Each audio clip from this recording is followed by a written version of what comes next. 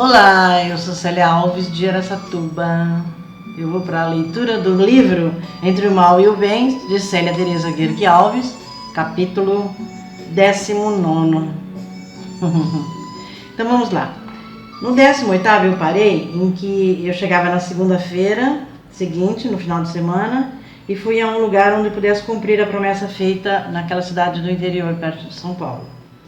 E, para meu espanto, havia um lugar a 3 quadras de onde eu estava morando e trabalhando. Bom, eu escolhi um dia e fui. Quando cheguei, não fui com a cara de algumas pessoas, tenho muito disso. Por isso, entrei, cumprimentei o altar, assinei meu nome e fiquei quietinha no meu canto. Assisti à oração das 18 horas e quando resolvi ir embora, fui barrada na porta e me perguntaram se podia ajudar. Eu respondi bem seca: não. Voltei para casa melhor do que eu estava, pouca coisa melhor. Dormi bem e voltei no dia seguinte e depois, até estar de novo envolvida na obra divina. Trabalhava nas ruas de Santos, pois o meu trabalho era visitar hotéis 5 estrelas e vender serviços de desinsetização. Matar ratos, baratas, cupins. Enfim, pragas urbanas que tanto prejudicam os seres humanos. Uma noite o telefone tocou, era uma dedicante me convidando para dedicar na obra e que precisava de uma locutora. Vocês lembram o primeiro dia que eu fui na igreja? E a moça falou: você sabe ler no púlpito? Então, tempos depois. Se eu tinha alguma experiência.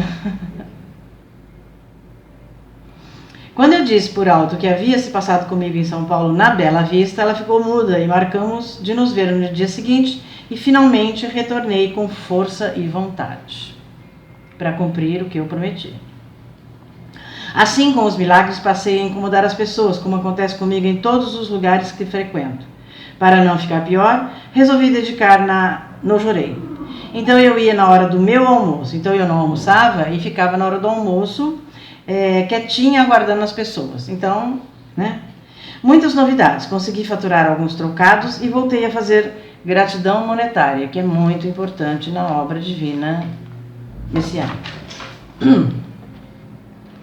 A firma tinha 3 franquias e o patrão muito legal, tinha uma visão maravilhosa, com o mundo lá na frente, mas ele não tinha apoio necessário para o seu crescimento em nível de aumentar seu negócio.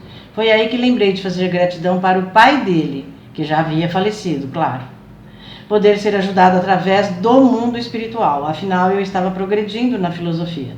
Durante muito tempo fiz gratidão com centavos, mas que ajudaram e muito o pai dele no lado de lá. Então é aquela história, né?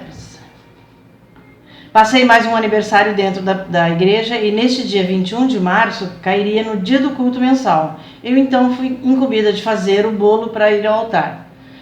São oferendas que a gente prepara para ficar no altar como culto de agradecimento mensal.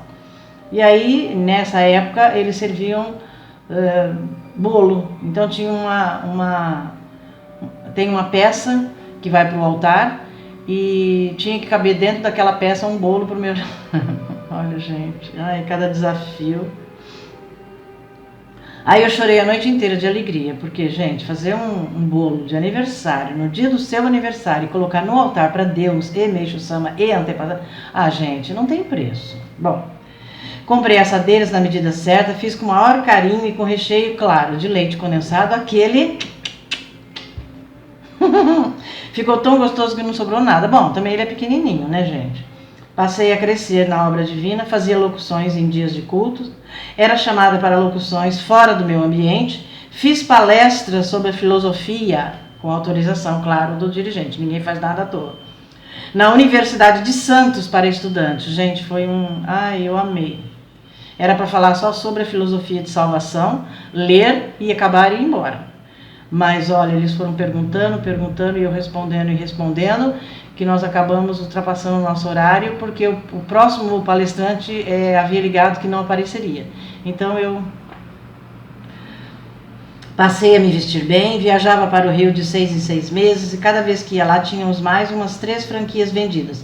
Mas nunca falei da gratidão para o pai dele. Sempre fiz calada, virtude oculta. Com mais este milagre, comecei a perceber que eu era amada por Deus. Comecei a ter convicção nas coisas que pedia e agradecia por elas. Passei a frequentar mais, dedicar mais. Não falava mais. Não faltava mais às orações e com isso fiquei conhecida. A mocinha de Cotia veio para Santos e a proprietária gostou dela, contratando-a imediatamente e passamos a dividir o porão. Ganhei mais um milagre, aliás 2, né? Porque eu encaminhei ela e a mãe dela para a obra divina. Eu tenho um livro que eu costumo ler, que eu chamo de livro de cabeceira. Chama Linguagem do Corpo, de Cristina Cairo. Então eu fazia assim, eu lia o livro na hora do almoço, quando não aparecia pessoas para receber joreio. Então as pessoas que passavam por mim eu sempre estava sozinha, porque na hora do almoço, gente, todo mundo quer almoçar.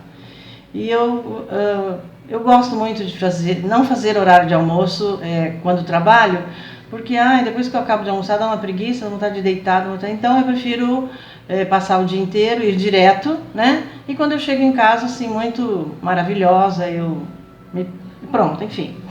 Então as pessoas que passavam por mim tinham sempre alguma coisa, uma doença, uma dor. Quando elas iam embora, prometendo voltar no dia seguinte, eu lia o livro. Então elas acabavam de sair, eu abri o livro da Cristina Cairo na dor que elas tinham, por exemplo, eu tenho uma dor aqui atrás nas costas, no rim. Elas iam embora, eu abria Cristina Cairo nos rins e lia. Aí ficava craque no assunto, né? Porque tem problema de rim. Por que você tem problema de rim? Porque você tem problema no fígado. Porque você tem dor no braço direito. Porque você tem dor no joelho esquerdo. Bom, se os dois são da mesma idade, só um que dói. Então, pá. Aí no dia seguinte, quando elas voltavam, eu contava por que elas estavam daquele jeito, por que aquela dor. E com isso, encaminhando todos para a obra divina. Eu falava, você tem que receber muito joreio. Olha, gente, que chantagista. Elas pensavam que eu era vidente. Ai, que iludidas. Quantas máculas, né? Minhas dedicações foram ficando sérias e os milagres aconteceram. Na empresa que trabalhava, eu não deixei mais de fazer gratidão com moedas diariamente para o pai do dono. E em 4 anos já possuí muitas franquias. Sempre fui atraída por pessoas videntes. E um dia conheci uma espécie de bruxa. Ai, gente, eu adoro bruxa. Tô com uma saudade do livro da bruxa. Bom, fui à feira de quarta-feira e começamos a conversar. Enquanto escolhia verdura, falei da filosofia, da igreja, do joreio. Ela me contou por alto que via muitos espíritos em sua casa e que não sabia como tirá-los de lá. Ai, gente, eu tinha que saber, né? Bom, então o que eu fiz? Perguntou o que eu podia fazer na minha experiência como missionária. Então convidei para ir comigo até a igreja e comecei a cuidar dela e ensiná-la a cuidar dos antepassados e todos os espíritos foram indo embora, até que não os via mais. Então eu simplesmente ensinei a encaminhá-los, não é mandar embora. Ninguém manda embora, espírito embora. Porque se ele falar que não vai, né? Então carinhosamente a gente tem que, não é o seu lugar, eu vou fazer uma oração para você, e ele vai aceitando, vai entendendo, vai clareando. Assim é a filosofia de Mokichi Okada. Ficamos amigas, mas ela não quis fazer parte da filosofia, por ser da grande fraternidade branca. Eu também conheci. Então ela ia comigo na igreja e eu ia na casa dela nas reuniões. Acho que eu ainda não sabia o que eu queria. Um dia convidei-a para ir a Guarapiranga comigo. Passeamos pelos jardins do paraíso. Como ela era vidente, acho que ainda é viva, ela presenciava muitas cenas e algumas ela me descreveu.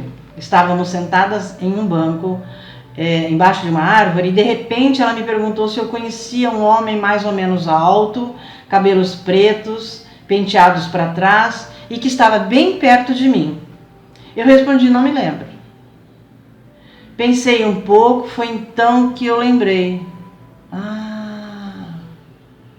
Mas amanhã eu conto. Tchau.